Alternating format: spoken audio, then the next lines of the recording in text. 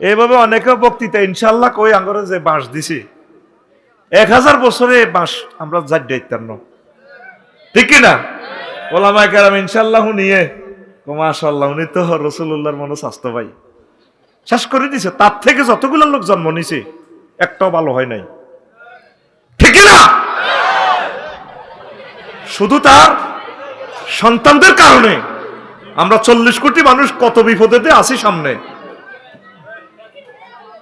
এই এক লোকে ইনশাল্লাহ কই আঙ্গুর দিছে শেষ করে জীবনে। সব মানুষ ইনশাল্লাহর বাঁশের ভিতরে হড়ি লাইফ মার্ডার।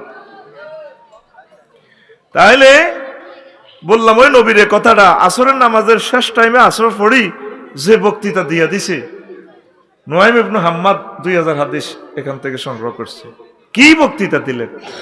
সাইয়েদনা আবু সাইদ খুদরি রাদিয়াল্লাহু তাআলা আনহু বলেন, মদিনা তয়্যিবা ফিলারে ওনার নাম লেখা আছে আবু সাইদ খুদরি রাদিয়াল্লাহু তাআলা। হুজুরের কত স্নেহাস্পদ, প্রেমের ধন, হৃদয়ের ধন আমার নবীর।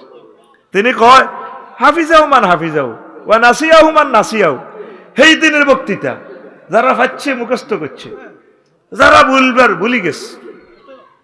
আমি মনে রাখছি নবীজি কি কি ওয়াজটা কইছে, হাউ ইট ইজ পসিবল, কিভাবে এটা সম্ভব একটা ব্যক্তি একটা বক্তৃতা আউয়াল সে আখের পর্যন্ত বলে দিল।